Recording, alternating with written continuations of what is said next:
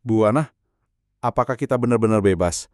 Atau kita hanya merasa bebas dalam batas yang tak kita sadari? Pertanyaan itu sudah membuat banyak filsuf tak bisa tidur, Raka. Tapi justru di sanalah letak keindahannya. Mari kita telusuri bersama. Secara filosofis, kebebasan bisa dibagi dua. Pertama, kebebasan negatif. Bebas dari paksaan, dari belenggu luar. Kedua, kebebasan positif. Bebas untuk menentukan arah hidup, untuk menjadi diri sendiri secara utuh.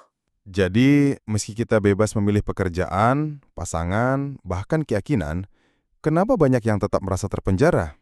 Karena kebebasan eksternal belum tentu membawa kebebasan batin.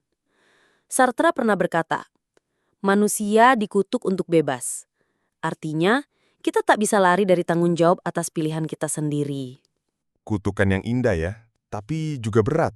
Kalau semua sebab akibat sudah ditentukan, apakah kehendak bebas itu cuma ilusi? Itu pertanyaan klasik. Determinisme bilang semua sudah ditentukan oleh hukum alam. Tapi fisika kuantum membuka celah. Ada ketidakpastian. Ada ruang untuk kemungkinan. Dan bagaimana dalam tasawuf?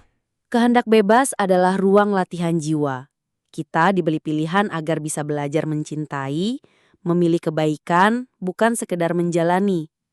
Jadi, bukan soal memilih apa saja, tapi bagaimana kita hadir dalam pilihan itu. Tepat sekali. Kehendak bebas bukan kebebasan mutlak, tapi kesadaran dalam bertindak. Kebebasan tanpa arah bisa jadi kebingungan. Tapi kebebasan yang dipandu makna bisa jadi jalan pulang. Banyak anak muda merasa hampa meski bebas. Apakah makna harus dicari atau diciptakan? Viktor Frankl bilang, makna hidup tidak ditemukan dalam kebebasan, tapi dalam tanggung jawab terhadap kebebasan itu. Jadi makna bukan hadiah, tapi tugas. Dan tugas itu bisa jadi sumber kebahagiaan terdalam. Kita bebas, tapi tidak sendiri. Dalam memilih, kita juga membentuk dunia. Dan mungkin makna hidup bukan satu jawaban, tapi dialog yang terus berlangsung. Seperti obrolan kita hari ini. Terima kasih Bu Hana, saya merasa lebih ringan dan lebih dalam. Teruslah bertanya, Raka, karena pertanyaan yang jujur adalah awal dari kebebasan sejati. Terima kasih telah mendengarkan. Jika kamu punya pertanyaan atau refleksi, kirimkan ke kami. Sampai jumpa di episode berikutnya.